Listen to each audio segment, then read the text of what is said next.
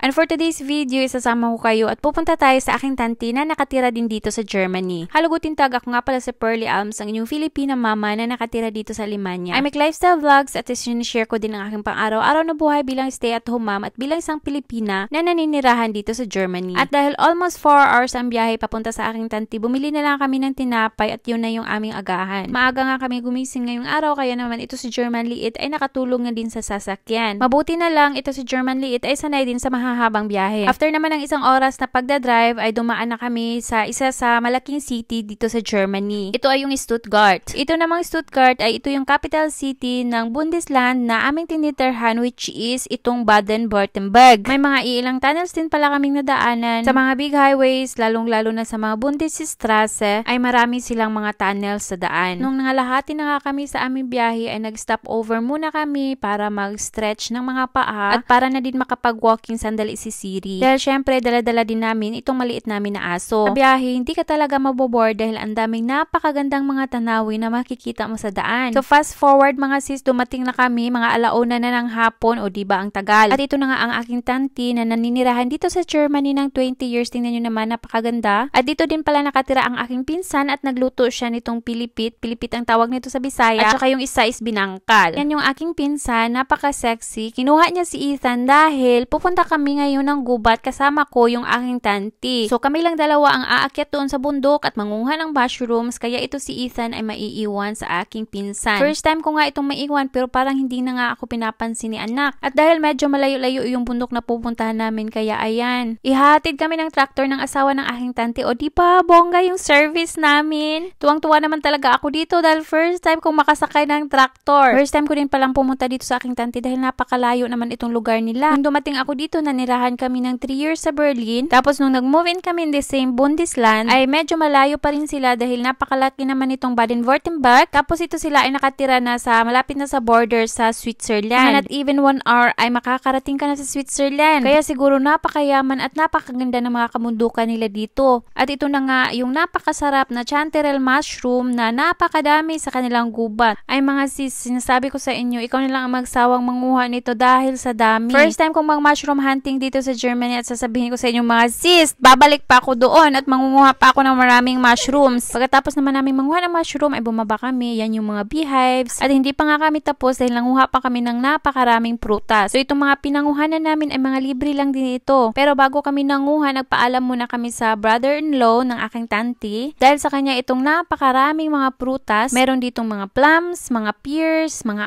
apple. At hindi lang isang puno, napakadami talaga. So ayan, natakam ako sa pears na napakasarap. At tuwang-tuwa naman talaga ako dito sa mga tanim nila dahil yung mga apples ay nako, halos sumalik na sa lupa. Kahit nakaupo ka lang o kaya nakahiga ka lang dyan sa lupa, ay nako, makukuha mo yung apple. Kaso, hindi pa masyadong hinog itong mga apple nila. Mga by September, pwede na itong i-harvest. Pero meron din namang ibang mga apple na masasarap na at matatamis na. So, ayan din yung kanilang mga pears na parang mga bayabas lang. Napakadami. So, ito na din yung mga apple na inupuan ko kanina. Tingnan nyo naman, oh, halos sumalik na yan sa lupa. Pagkatapos naman namin manguha ng napakadaming prutas, ay naglakad lang kami pa uwi. At nadaanan nga namin itong kanilang kapitbahay na literal na nakasabit yung mga grapes sa dingding. Kita nyo naman, abot na abot yung bunga mula doon sa kanilang bintana. Ang ganda pa ng mga kulay nito mga grapes, green na green, ang sarap nito. At tingnan nyo naman, napakasimple lang talaga ng kanilang lugar at meron pang mga manok na naglalakad-lakad lang sa kalsada. So, manok din yan ng kanilang kapitbahay. Nakalabas nga daw ito sa kulungan, kaya ayan, naglalakad-lakad sa daan. Hindi yata ito nakita ng may-ari na nakaalis na sa kanyang kulungan. Alam nyo ba, first time na malayo ni anak sa akin simula nang ipinanganak ko ito siya. Pero hindi man lang daw umiyak at hindi man lang daw naghanap ng mama. Tuwang-tuwa nga siya sa paglalaro dito sa Brunnen or parang waterfall. At dito sa mga laruan, dahil yung pinsan ko ay meron ding anak lalaki. Pumunta din pala yung kaibigan ng aking pinsan. Nakatira din ito malapit sa aking tanti. Tingnan nyo naman, napaka-sexy nitong babaeng ito. Pang Miss Universe talaga. Napakaganda pa ng buhok niyan. At nagpicture nga kami bago umuwi sa Ate Jackie. Tingnan nyo naman, parang mga anak ko silang tatlo.